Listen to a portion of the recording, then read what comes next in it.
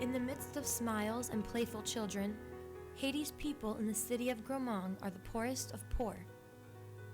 La Gonave, often called Haiti's Forgotten Island, is where two Shippensburg professors and a group of students spend their winter every year. Their first project? Building a school playground.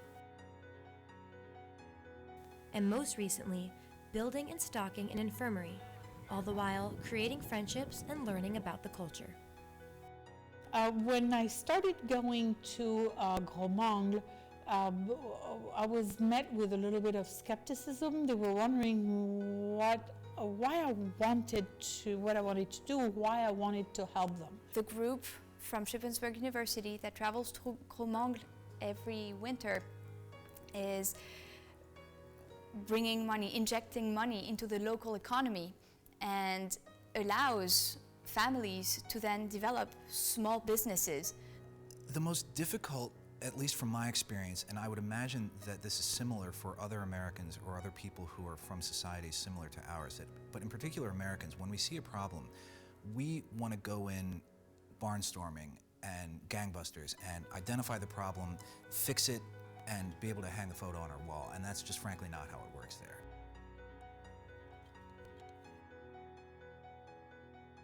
Just seeing the level of poverty, that is what was the most difficult. Seeing the trash everywhere and seeing the health conditions of people in the village and seeing how little access they had to basic human needs.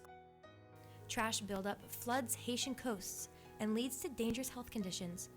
This experience, it was incredible. You really appreciate what you have.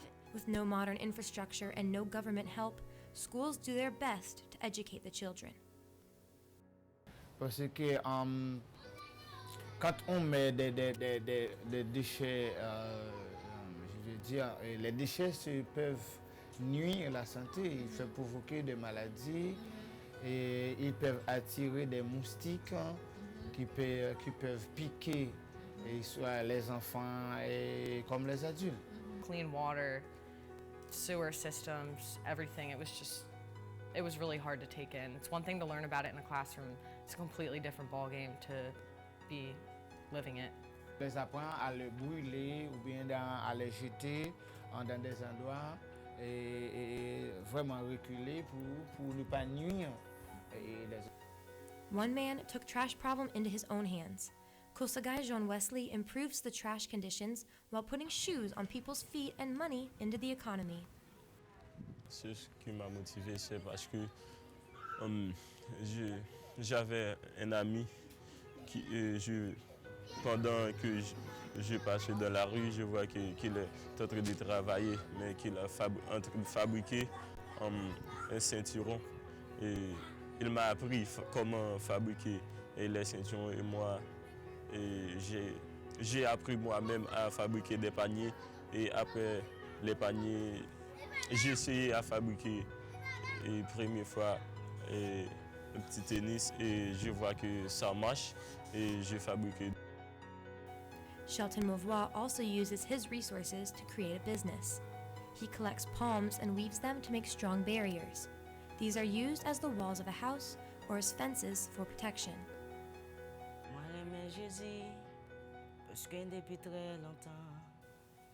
Creativity is shown in expression too. One young man uses his voice to sing and rap about the difficulties he's faced. Yo, je dis I'm fier parce qu'il a parlé de Jésus, pas jamais accepté, mais je connais Jésus grand. Many of his songs are directed towards the broken government begging for help and change.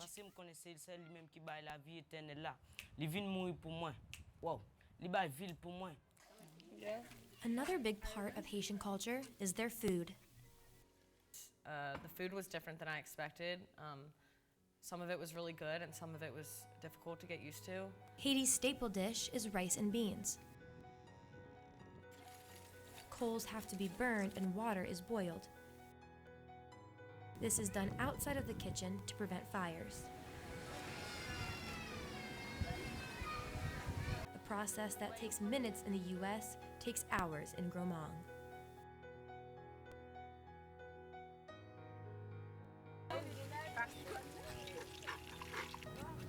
A special treat is goat. The goat is slaughtered and the body is prepared.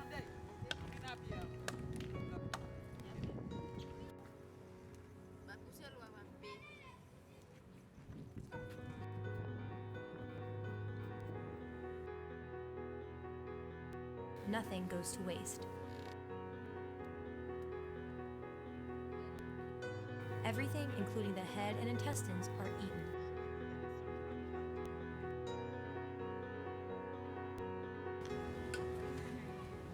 And goes great with that week's catch. Haiti is a traditional society where women do the housework.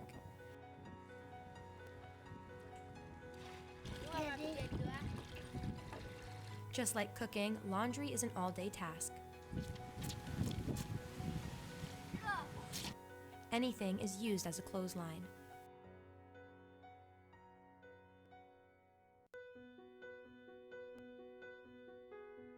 The final step is heating up coals to iron the clothes. School uniforms need to be pressed and presentable if students want to go to class the next day. Washing the clothes starts at breakfast, and ironing isn't finished until the sun goes down. It was very important throughout this project that we work with the people there to work on projects that benefited them.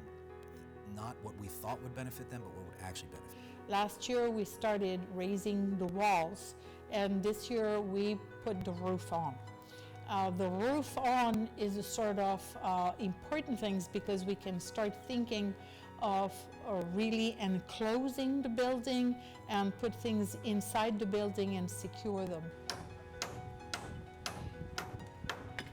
The whole time we just worked up by picking up rocks and laying them in spaces that were needed to fill around the actual building. But it was so worth it. Each day you realize how much picking up rocks really impacted the work. By evening the rocks outside the infirmary, it makes the platform easier for future patients to walk on and easier to pour concrete.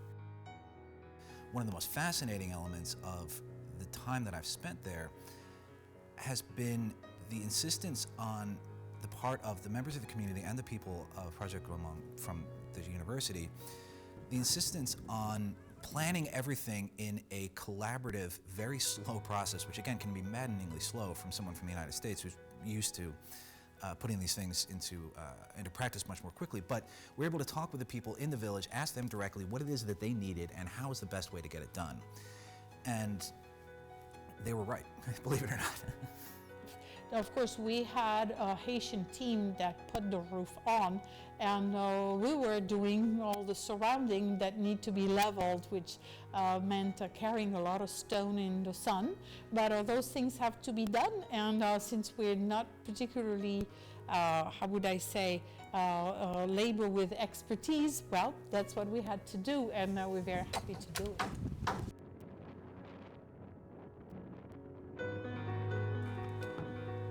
Really enjoyed being around the kids in Haiti. I felt like they were just happy to be where they were, and it was nice to be around them when we were there. Enjoyed the children, of course.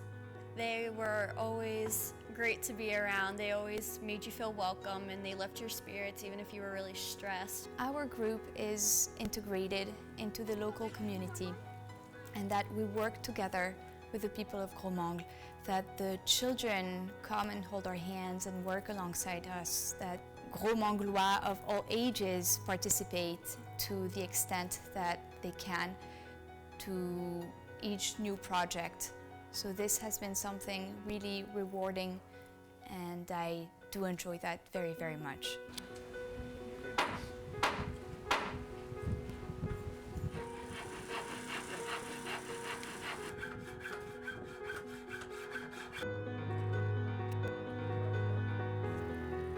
With the roof on, it is Haitian tradition to hold a benediction.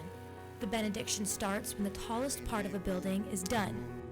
Pouvons pas achever ce travail et nous constatons, nous avançons à grands pas par rapport à People involved are thanked, a prayer is said, and the Haitian flag is raised.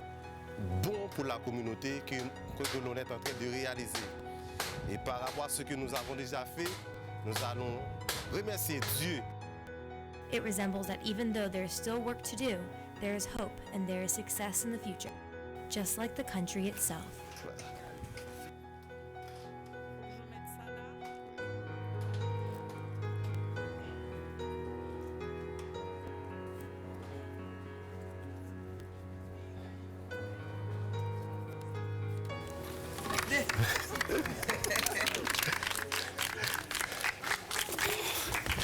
It would have been impossible to imagine how it actually was. Being there is pretty unimaginable in itself. The feeling of leaving people behind after we go home.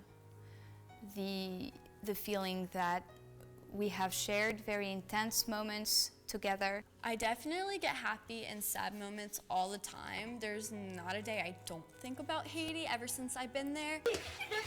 My favorite part of it is, again, the way that it not only challenged the preconceptions that I had, that basically my own cultural biases, not only how much that they were challenged, but how quickly I was able to adapt to what I think is ultimately a much more familiar and convivial atmosphere.